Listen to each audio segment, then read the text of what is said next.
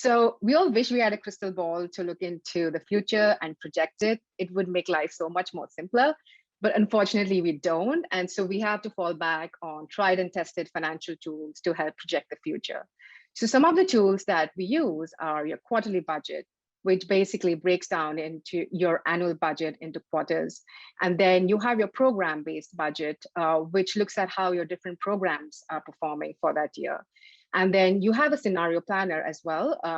We'll be digging deeper into this template, this webinar. And then you have the cash flow forecast, which shows how much cash you have to meet your expenses and your liabilities. So in general, scenario planning is obviously very tricky. And in our scenario planning tool, we present the conservative, the moderate, and the optimistic scenarios. So thinking about it in 3 different buckets. And so there are really a lot of different ways to go about it, but at the end of the day, it's really about adding as much predictability as you can to your planning process. You could sort of take a targeted approach or a general approach, which we'll go over in the next few slides. So here are a few different ways to think about scenario planning. And we're talking about the conservative, the moderate, and the optimistic scenario. And so there are a lot of different ways to think about what kind of numbers to put against the different scenarios. So you could take sort of a flatline approach, where your conservative scenario cuts everything across the board by 30%, or the moderate scenario cuts everything by 20%, and your optimistic scenario cuts everything by 10%. Then from a program-based perspective, you might look at a specific program that's sort of already operating at a deficit and that does not have that strong level of impact that you thought it could have. And you could take a decision of scaling it back or pivoting it, or changing it into something that's more responsive to what's going on currently. Or you could also think about scenario planning in a more targeted way, right? So let's say particular projects are postponed, or you decide to work from home. And so these are not particularly, program specific, but you do take a look at the individual line items that you have and see how those expenses and revenues might be impacted in your different scenarios. And then there's the revenue risk. That's another way of scenario planning. So you're modeling out a conservative scenario where everything is, not likely or is very difficult to convert into revenues. And then you have an optimistic scenario where you think you have 100% committed funds or even 90% committed funds. And then you have a more moderate scenario where you say that, okay, 60% of the revenues that I think are going to be converted. So really taking a deeper dive into the risk evaluation. And so just a comment on the revenue risk.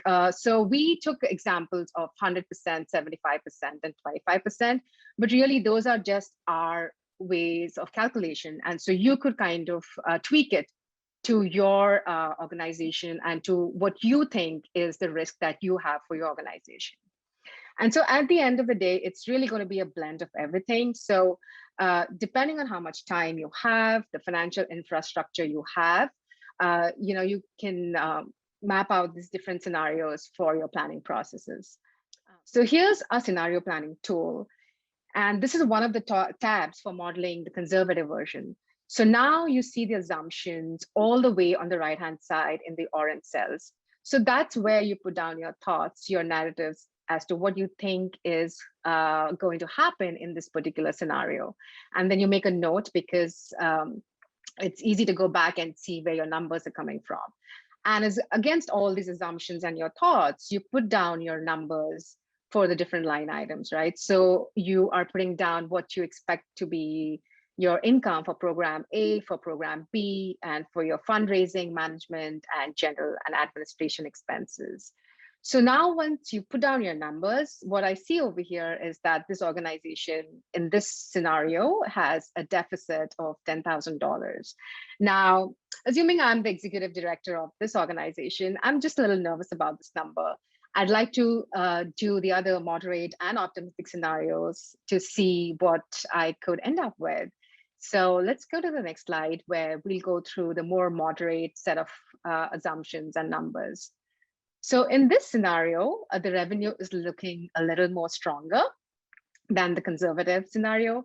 And the income is looking great as well. So we see from the assumptions that the foundation income is down by 25%, as against the 50% reduction in the conservative model.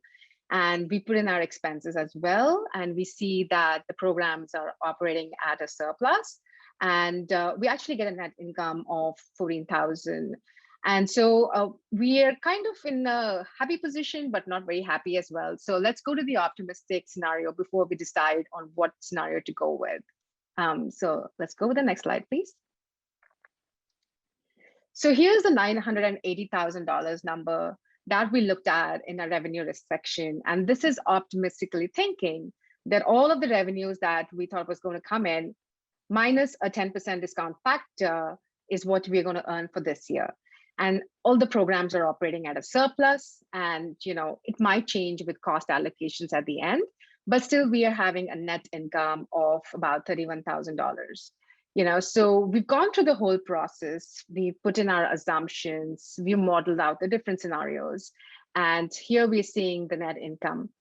And then we'll take a look at how they all compare against each other in the next slide. So here's an opportunity to look at all three of our scenarios side by side, and the difference in our revenues, our expenses, and the net income. And we see that there's quite a bit of differences in all the three scenarios, right? The conservative budget expects us to get a $10,000 loss. That's not ideal. It's not what we want, but at least we have an opportunity to see it on paper, to reconcile with it, and to even plan for it if that's where we are headed. Then we look at a moderate income, and it's not quite what we want. It's not ideal. And then we look at the optimistic scenario, and that's what we think is great. And we're assuming that things are going to go back to normal as soon as possible. So just seeing all the different scenarios, how they play out, the income, the expenses, the net income, it just fits into how you want to achieve the vision and mission of your organization. And this tool gives you an opportunity to actually look at all the different scenarios and to plan for it, and to plan for all those moments, whether you're scaling back a program, whether you're adding a new program, or you're pivoting. So just to tie up the whole story together, now the organization gathered up its stakeholders, it gathered up its decision makers, they presented the different scenarios. Everybody's very optimistic in life, and they decided to go with this optimistic scenario.